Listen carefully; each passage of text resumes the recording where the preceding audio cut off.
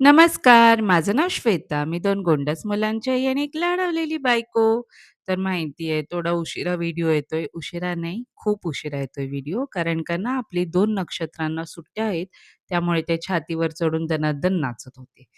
तर जी आपण नाचणी भिजवत ठेवली होती, त्याला परत एकदा स्वच्छ पाण्याने धुवून घेतलंय आणि मोड आणण्यासाठी त्याला आता आपण ठेवून दिलंय. आणि आज आपण बनवणार आहोत लहानांपासून ते मोठ्यांना आवडणाऱ्या सगळ्यांचा आवडता गोड पदार्थ म्हणजे जॅम. बाहेरचे प्रिझर्व्हेटिव्ह वाले असतात त्यामुळे ते मी जास्त वापरत नाही. जसं तुम्हाला दाखवलं त्याप्रमाणे तुम्ही सगळे इन्ग्रीडियंट्स यूज करायचे त्यामध्ये आणि हो, स्टीम केल्यानंतर एक-एक खडा मसाला सापडून बाहेर काढायचा. नाहीतर तो मिक्सरच्या तावडीत सापडला ना, तर त्याची चव अगदी बेचव होऊन जाईल. आणि हे ग्राइंड केल्यानंतर ना इतकं सुंदर दिसत होतं ना, एकदम मजेंटा कलरचा लिप कलर मला आठवला याला बघून. तर जाडबुडाचं पातेलं घ्यायचंय. त्यामध्ये तुम्हाला ही प्युरी काढून सगळं अ,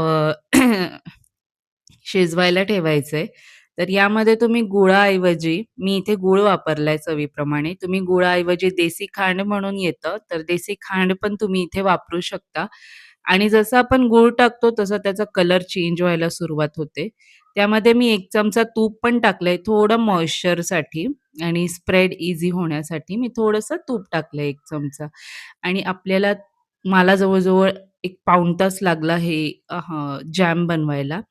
कारण का तो पूर्ण त्यातलं मॉइश्चर, पूर्ण पाणी त्यातलं गेलं पाहिजेल आणि हा असा थिक झाला पाहिजेल मस्तपैकी आणि इतका सुंदर लागत होता ना, हा अप्रतिम झाला होता आणि गोड एकदम बेताचाच होता आणि हो, हे प्रिझर्व्हेटिव्ह फ्री खाल्ल्याने तुमच्या मुलांना काहीही त्रास होणार नाही. तर तुम्ही नक्की करून बघा आणि मला सांगा. बाय.